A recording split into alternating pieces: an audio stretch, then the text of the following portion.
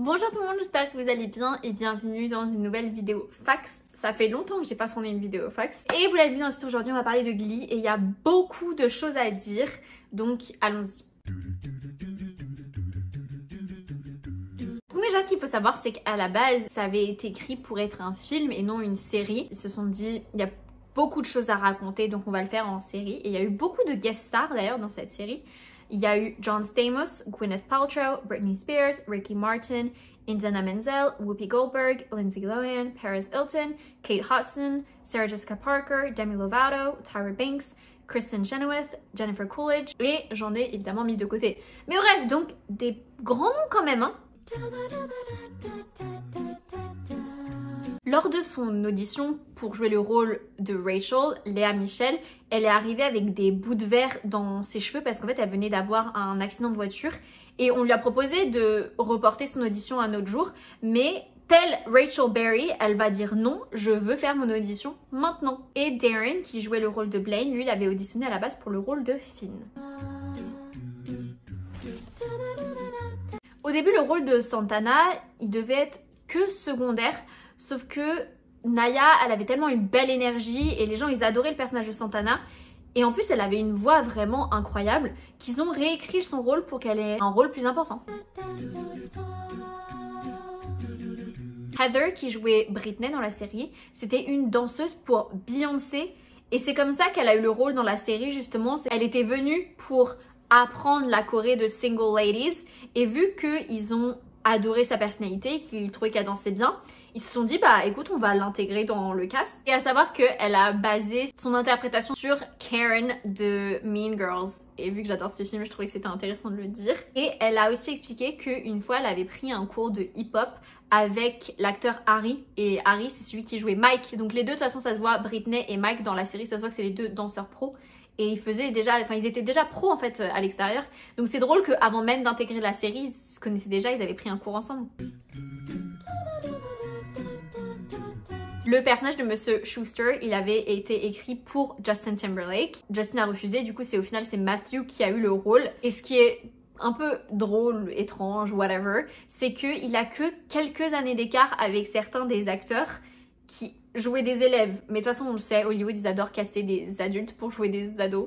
Et d'ailleurs, ce qui m'a trop choquée, c'est que du coup, cet acteur, il a eu une relation un peu brève avec Léa Michel, donc qui jouait Rachel. Après, c'était très bref et c'était avant Glee, mais quand même. Mark, qui jouait le rôle de Puck, il avait menti lors de son audition en disant qu'il avait 19 ans, alors qu'en fait, il en avait 26. C'est vrai que ça se voit qu'il fait adulte lui quand même. Diana Agron qui joue le rôle de Queen, faut savoir que c'est le dernier personnage à avoir été casté et qu'elle a littéralement été choisie 3 jours avant que le tournage y commence. Donc vraiment last minute. Et vous l'aurez compris, beaucoup des personnages ressemblent aux acteurs dans la vraie vie. Donc que ce soit Léa avec le personnage de Rachel, Corey avec le personnage de Finn, Chris avec le personnage de Kurt. De toute façon, le personnage de Kurt a été créé pour lui, donc c'est pour ça qu'ils se ressemblent autant. Mais en fait, de toute façon, les écrivains, ils avaient beaucoup de conversations avec les acteurs pour justement les inspirer. Et c'est ces conversations qu'ils avaient avec les acteurs qui leur permettaient de faire grandir le personnage. Donc en fait, c'était vraiment pas pour rien qu'ils leur ressemblaient comme deux gouttes d'eau. La série, elle a vraiment décollé direct dès le premier épisode et c'était vraiment un phénomène.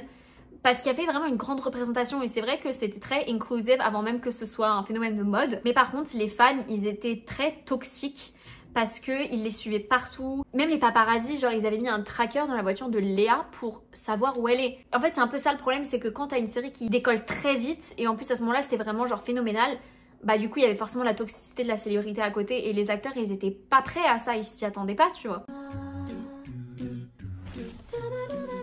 À savoir que Léa, c'était étonnamment la plus payée des jeunes. Elle a gagné 80 000 $ par épisode. Donc c'était autant que les adultes, donc Jane Lynch et Matthew Morrison, qui du coup, eux, avaient de l'expérience derrière eux. C'était déjà des acteurs un peu plus installés. Donc elle était payée au même niveau qu'eux. Là où tous les autres jeunes, ils étaient payés 45 000 $ par épisode. Donc pratiquement moitié moins.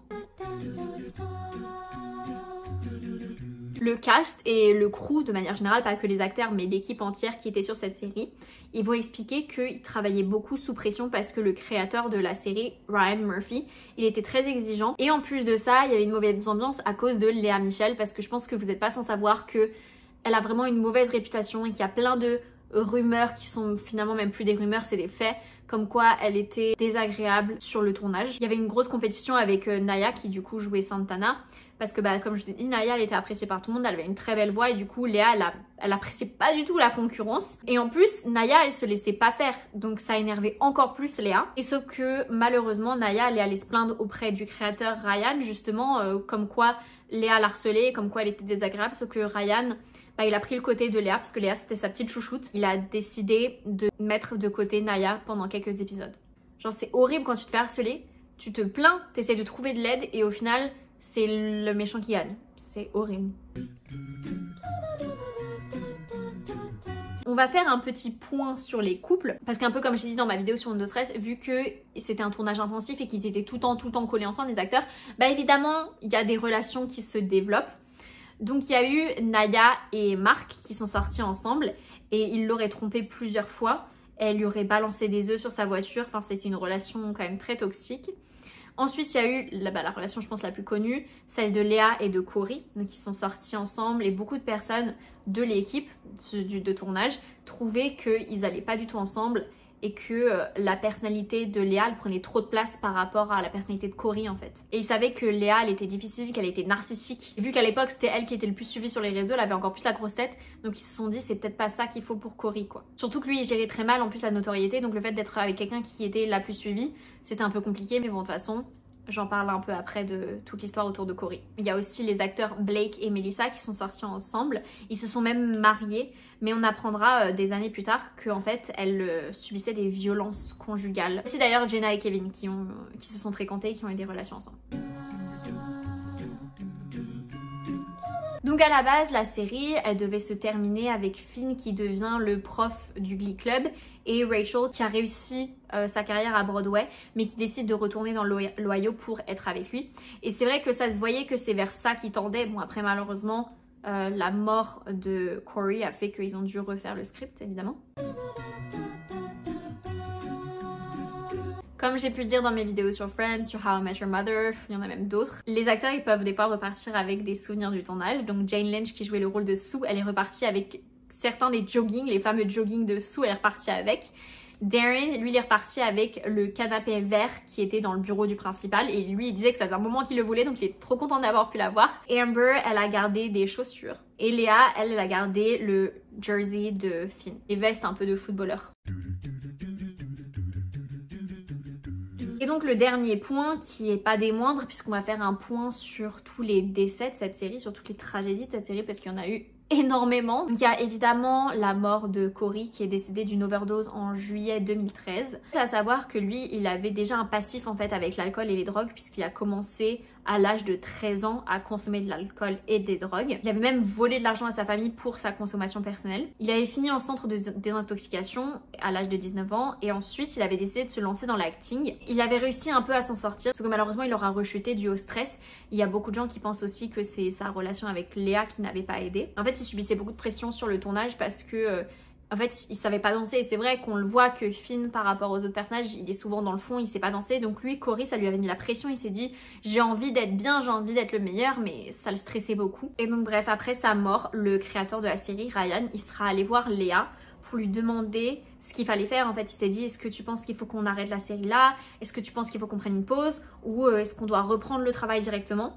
Et Léa, elle va lui dire on reprend le travail directement. Et elle va dire qu'elle a voulu faire ça parce que les personnes sur l'équipe c'était sa famille et qu'il fallait se changer les idées, etc. Mais au final, c'était quand même très mal vu qu'elle ait pris sa décision et c'est surtout qu'en fait c'était dur pour tout le monde, genre le fait de devoir retourner travailler alors qu'ils venaient d'apprendre que leur ami de plusieurs années il venait de décéder. On dirait que Léa ça lui faisait rien tandis que tous les autres c'était galère pour eux, ils passaient leur temps à pleurer, c'était hyper dur de tourner en fait. Ensuite il y a eu le décès de Mark qui jouait le rôle de Puck. Donc lui à savoir il était très discret, tout le monde dans l'équipe trouvait que justement il était un peu différent, le fait qu'il était plus vieux, il était très réservé. Il s'avère que Mark a été retrouvé en possession de plus de 20 000 photos et vidéos pornographiques. Donc il devait être condamné, sauf qu'il s'est en janvier 2018. Et je vais pas forcément m'étaler sur son cas parce que bah, c'est pas forcément une personne dont j'ai envie de parler. Ensuite, Naya, évidemment, moi je me rappelle que j'avais vécu vraiment tout le truc en live. Je me rappelle on s'envoyait des messages avec ma soeur. C'était en plein cœur des réseaux sociaux, donc on était vraiment à fond dedans dans ce qui se passait. Et donc en juillet 2020, Naya, elle va disparaître après avoir passé une journée dans un bateau avec son fils. Ils vont retrouver le bateau avec le fils tout seul. Et ce qu'il faut savoir, c'est que toute l'équipe, sauf Léa, ils vont se retrouver, vont tous se tenir les mains face au lac et demander à l'univers de leur ramener Naya en fait, parce que pendant plusieurs jours il n'y avait pas de nouvelles, on savait pas où elle était, donc ils se sont dit faut qu'on prie en fait. Et en effet, 5 jours plus tard, il y a son corps qui a été retrouvé après sa disparition. Et donc il s'avère qu'en fait, pour vous la faire courte, il y avait du courant et il y en a qui présument que son fils aurait été dans l'eau et qu'elle a utilisé le peu d'énergie qui lui restait pour le sauver lui et le remettre dans le bateau parce que malheureusement après il lui restait plus d'énergie à elle pour se hisser, pour se sauver et du coup elle s'est noyée. Mais il n'y a pas que des décès d'acteurs, même si c'est ceux dont on parle le plus parce que c'est des personnalités célèbres, il y a aussi des membres du crew qui sont décédés. Cela on en parle vraiment pas beaucoup, mais il y a l'assistante de production qui s'est décédée, il y a un technicien de lumière, une personne du casting,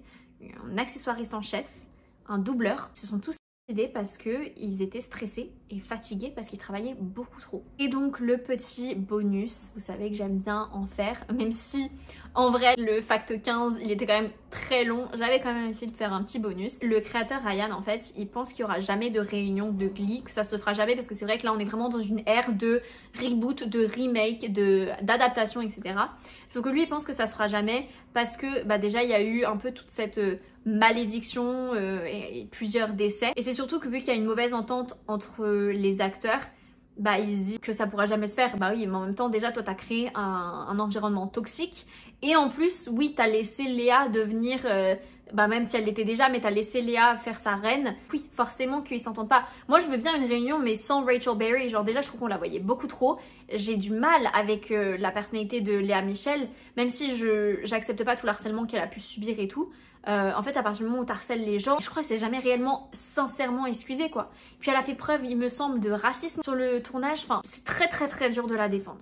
J'espère que cette vidéo vous a plu. Sachez qu'en fait pour faire cette vidéo, j'ai regardé le documentaire Glee, Gloire et Malédiction et c'est 3 épisodes et c'est super intéressant. Ça m'a vraiment quasi donné toutes les informations que je vous ai données là et si vous voulez plus de détails sur le parcours et le décès de certains des personnages, allez le voir, vraiment c'était super intéressant. Mais voilà, j'espère qu'elle vous a plu. C'est vrai qu'elle est peut-être un peu plus longue que mes vidéos fax habituelles, mais bon, ça va quand même. Suivez-moi si c'est pas déjà le cas, aimez cette vidéo, activez la petite cloche, et puis moi je vais vous dire à la semaine prochaine pour une nouvelle vidéo. Bye!